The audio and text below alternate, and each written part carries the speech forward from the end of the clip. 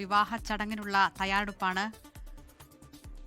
നമുക്കറിയാം, നേരത്തെ കുംഭമേളയുമായി ബന്ധപ്പെട്ട് സമൂഹമാധ്യമങ്ങളിൽ വൈറലായിരുന്നു മൊണാലിസ എന്ന പെൺകുട്ടി. അവർ ഇന്ന് രാവിലെയാണ് തിരുവനന്തപുരത്ത് തമ്പാനൂർ പോലീസ് സ്റ്റേഷനിലെത്തി പോലീസിന്റെ സഹായം തേടിയത്.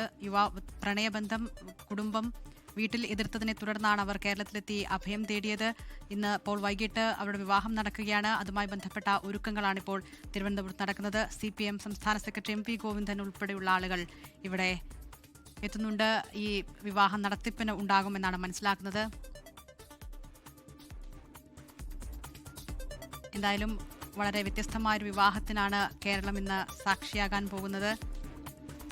കുംഭമേളയിൽ നിന്നാണ് മൊണാലിസ വൈറലായത്. അവരുടെ വീഡിയോ വലിയ രീതിയിൽ പ്രചരിച്ചിരുന്നു. പിന്നീട് ചില പരസ്യ അഡ്വർടൈസ്മെന്റിന്റെ ഭാഗമായി എല്ലാം മൊണാലിസ കേരളത്തിലെത്തിയിരുന്നു. ഇപ്പോൾ ആൺ സുഹൃത്തുമായി അവർ ഇന്ന് തിരുവനന്തപുരത്ത് അവിടെ തമ്പാനൂർ പോലീസ് സ്റ്റേഷനിൽ അഭയം തേടുകയായിരുന്നു. വിവാഹം കഴിക്കുക എന്നതായിരുന്നു ആവശ്യം.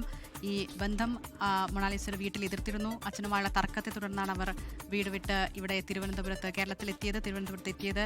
വിവാഹ ചടങ്ങാണ് ഇപ്പോൾ അല്പസമയത്തിനകം നടക്കാൻ പോകുന്നത്. ഷഫീദ് റാവുത്തറാണ് വിവരങ്ങളുമായി ചേരുന്നത്. ഷഫീദ്, പറയൂ.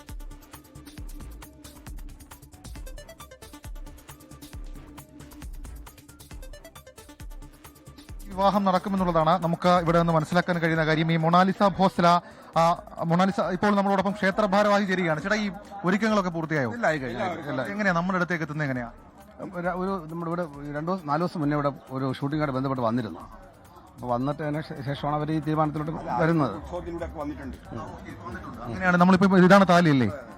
ഇതാണ് നമ്മൾ പറയുന്നത് റിയൽ കേരള ലവ് സ്റ്റോറി എന്ന രീതിയിൽ അവതരിപ്പിക്കുന്ന, അതല്ലെങ്കിൽ സ്വാഭാവികമായും നമുക്ക് വലിയ ചർച്ചയായിട്ടുള്ള, ഇതിനോടകം തന്നെ ചർച്ചയായിട്ടുള്ള ആ വിവാഹത്തിന്റെ മൊണാലിസ ഭോസ്ല അതേപോലെ ഫർമാൻ ഖാൻ എന്നിവരുടെ വിവാഹത്തിന്റെ താലിയാണ്. ഇത് എന്തായിട്ടാ പറഞ്ഞത്?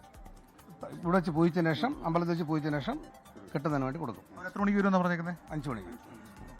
ഏതായാലും നേരത്തെ നമ്മൾ സൂചിപ്പിച്ചതുപോലെ തന്നെ വലിയ വിവാദമായിട്ടുള്ള, അല്ലെങ്കിൽ വലിയ വിവാദമായിട്ടുള്ള ഒരു സിനിമ, അത് കേരള ബസ് സ്റ്റോറി എന്ന പേരിലൊക്കെ വലിയ വിവാദമായ ഒരു ചർച്ചയായ ഒരു സിനിമ ഉണ്ടായിരുന്നു. ആ സിനിമ അതടക്കമുള്ള കാര്യങ്ങൾ അങ്ങനെ കേരളത്തെക്കുറിച്ചൊരു തെറ്റായ വിവരം പുറത്തു വരുമ്പോഴാണ് മറ്റൊരു സംസ്ഥാനത്തിൽപ്പെട്ട മധ്യപ്രദേശിലെ ഇൻഡോറുകാരിയാണ് ഈ പറയുന്ന ഭോസ്ലെ, മൊണാലിസ ഭോസ്ലെ എന്ന് പറയപ്പെടുന്നയാൾ. അതേപോലെ തന്നെ ഫർമാൻ ഖാൻ, ഇവർ ബന്ധത്തിലായിരുന്നു. ഇവരുടെ ബന്ധത്തെയാണ് ഈ ബന്ധുക്കളടക്കം എതിർത്തത്.